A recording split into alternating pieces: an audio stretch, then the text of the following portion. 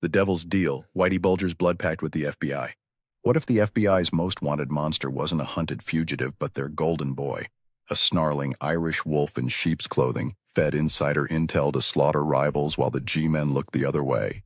Imagine a Boston kingpin whose 19 murders weren't just mob hits, but sanctioned executions, his 16-year vanishing act a masterclass in evasion that left the Bureau red-faced and rotting from within. In the fog-shrouded alleys of Southie, James Whitey Bulger didn't just rule the streets, he owned the shadows. His FBI badge of betrayal, a license to kill, that turned Boston into a graveyard of ghosts. But when the House of Cards collapsed in a 2013 courtroom inferno, it exposed not just a gangster's gore, but a deep state rot where agents traded justice for jewels.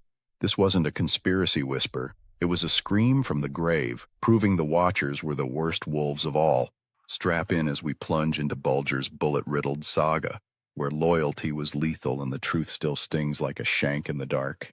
The Southie Serpent, from street rat to syndicate slayer. Born in 1929 to Irish immigrants in Boston's brutal South Boston projects, James Joseph Bulger clawed from poverty's pit with fists and fury, his piercing blue eyes hiding a predator's gleam.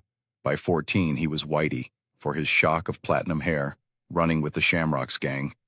Petty thefts escalating to bank jobs that landed him in Alcatraz by 1959, where LSD experiments under CIA's MK-Ultra fractured his mind into sharper shards.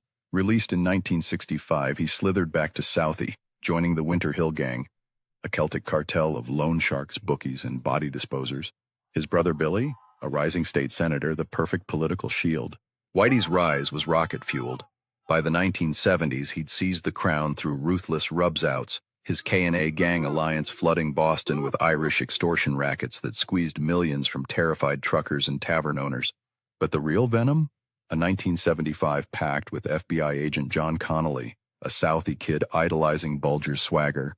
Whitey became top echelon informant TE 68183, trading Winter Hill secrets for immunity to devour rivals. The informant's inferno, 19 murders fueled by FBI fire. With Connolly's whispers in his ear, Bulger's reign became a slaughterhouse symphony. 19 kills from 1973 to 1985, each a calculated carnage tipped off by the feds. Picture Roger Wheeler, Oklahoma millionaire, gunned in 1981 after sniffing Bulger's Jai skims. FBI leaks ensured no tails. Or Eddie Connors, strangled in a phone booth for blabbing. John McIntyre, weighted and sunk in Quincy Bay for ratting on IRA gun runs. The pinnacle of perversion? Bulger's stepdaughter Deborah Hussey, molested then murdered in 1985, her body buried in a Dorchester basement alongside other rats. Connolly didn't just look away. He handed Bulger hit lists, scrubbing his name from indictments while the body count climbed. The thrill? Bulger's Winter Hill empire ballooned to $25 million yearly in drugs, loans, and extortion. His FBI shield a cloak of invincibility that turned Boston into his personal killing field. As rivals vanished in acid baths or shallow graves, Whitey lounged in luxury, his Irish roots a facade for ruthless reign. The ghost in the machine, a 16-year fugitive phantom. Tipped by Connolly in 1994 about a racketeering indictment, Bulger vanished like smoke, fleeing with girlfriend Catherine Gregg in a Mercury Grand Marquis stocked with cash and guns.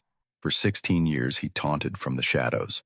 Santa Monica aliases Tom and Helen Baxter, plastic surgeries, Viagra stockpiles, and a $2 million bounty that drew 1,000 tips yearly but no teeth. FBI blunders mounted, fake sightings in Europe, a 2011 tip ignored for months, while Bulger binge-watched The Departed, smirking at his Scorsese-inspired self.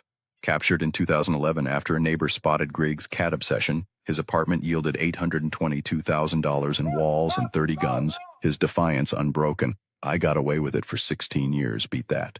If these blood-chilling betrayals, where the badge became the blade, have you gripped by the ghosts of corruption, subscribe to my YouTube channel, Behind the Veil Truths, for more adrenaline-soaked assaults on the archives. The Courtroom Cataclysm, 2013 Trial's Rotten Core. Bulger's 2013 trial was a powder keg. Prosecutors nailed 32 counts, including 11 murders, with witnesses like hitman John Martirano spilling 20 kills under oath. The bombshell? FBI corruption exposed. Connolly sentenced to 40 years for tipping Bulger to murder informant John Callahan his "no one is a rat" code a death warrant. Bulger snarled from the dock, I was no informant. I paid them. But tapes betrayed him, his Irish pride crumbling as families of the slain spat venom. Convicted on 31 counts, he died in 2018, beaten to death in Hazleton prison by inmates wielding a lock and a sock, his eyes gouged in symbolic retribution. The rot ran deep. Agent John Morris took bribes, testifying to the funny feeling of enabling murder. The Unburied Bones, a legacy of lingering lies. Whitey's saga isn't sealed. It's a seething wound, with 2,025 probes into FBI complicity unearthing fresh skeletons. Bulger's IRA gun-running ties, his Alcatraz LSD scars fueling his frenzy, and whispers of deep state deals that let him roam. His $25 million empire vanished like mist, but the corruption, it festers, echoing in modern informant scandals from Epstein to cartel snitches. Was Bulger the puppet or the puppeteer? As unmarked graves yield more truths, one certainty screams, the badge that protects can betray. If this descent into Boston's bloody betrayal has your blood boiling for more unearthed enigmas, subscribe to Behind the Veil Truths on YouTube. We'll keep digging the graves, exposing the ghosts, one grisly revelation at a time. What's lurking in your city's shadows next?